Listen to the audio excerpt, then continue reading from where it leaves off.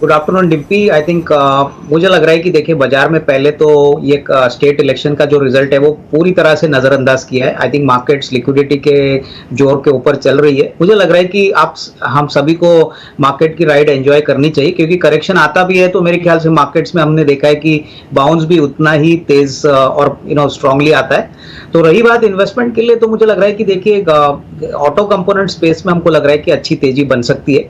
और यहाँ पे मुझे लग रहा है कि जो वेल एस्टेब्लिश्ड प्लेयर्स है जैसे कि सुंदरम फास्टनर्स है, भारत फौज है, यहाँ पे डेफिनेटली अच्छा एक्यूमुलेशन हो रहा है। हमने काफी ग्राउंड रिपोर्ट्स ले ली है और हमको लग रहा है कि सुंदरम फास्टनर्स ये इलेक्ट्रिक व्हीकल की कंपनीज में भी अभी काफी बिजनेस कमाने की बात कर रहा है। ऑलरेडी इनका बिजनेस बहुत फैला हुआ है, ऑटोमोबाइल में सारे सेगमेंट्स में काम करते हैं। तो मेरे ख्याल से देखिए, अगर आपको सेफ और स्टेडी रिटर्न चाहिए तो ऐसे बाजार में जब ऑलरेडी हम देख रहे हैं कि बहुत भयंकर तेजी है, तो आपको वेल एस्टेब्लिश स्टॉक्स पे जहां पे लिक्विडिटी अच्छी है, एफआईएस का पार्टिसिपेशन अच्छा है, वहां पे नजर रखिए। तो मुझे लग रहा है कि फ्रंट लाइन में सुंदरम फास्टनर और मैं ये भी कहूंगा कि Tata Motors even at the current level, अगर किसी को ऑटो में बेट करना है तो ये सबसे चीप स्टॉक है। अगर आप मारुति को या महिंद्रा को कंपेयर करें तो वैल्यूएशंस बहुत ही सस्ते हैं और 2-3 साल का जो इनका कैपेक्स का फेज था वो अभी खत्म हो चुका है।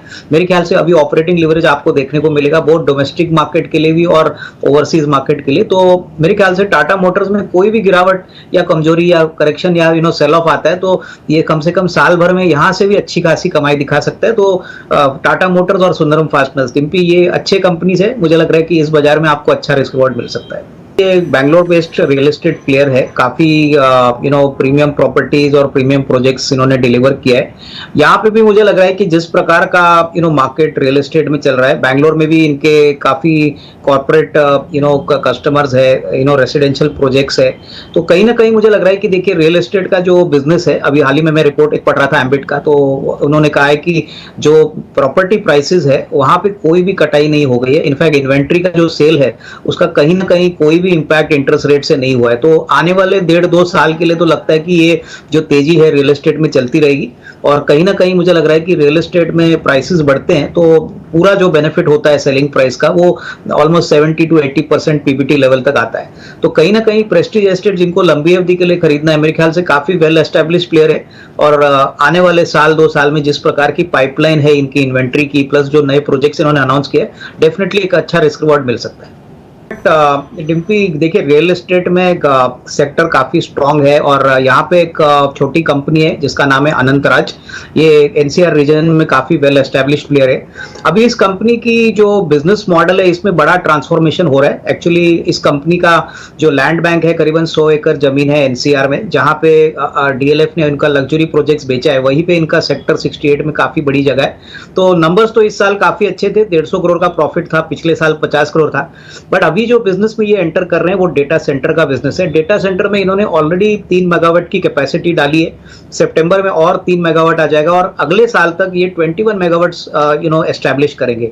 तो डेटा सेंटर के बिजनेस में मुझे लग रहा है कि बहुत भयंकर तेजी दिख रही है।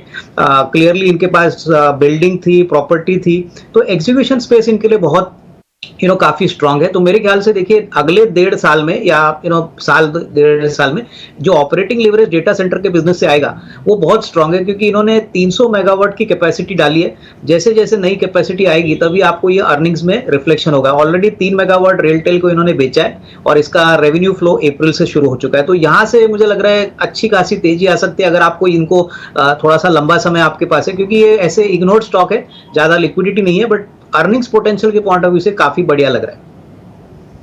बिल्कुल मानसी, देखिए बैंक ऑफ बड़ौदा में हमको लग रहा है कि जनवरी टू मार्च का जो क्वार्टर आएगा वो काफी स्ट्रांग रहेगा, both asset quality, loan book growth as well as profit growth के पॉइंट ऑफ व्यू से।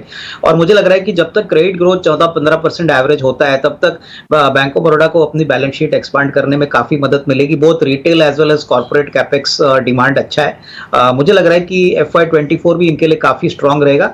और मेरे ख्याल से जो सारे फ्रंटलाइन बैंक्स है जैसे कि बैंक ऑफ बड़ौदा है, एसबीआई भी मेरे ख्याल से 18 तारीख को रिजल्ट्स डिक्लेयर करेगी।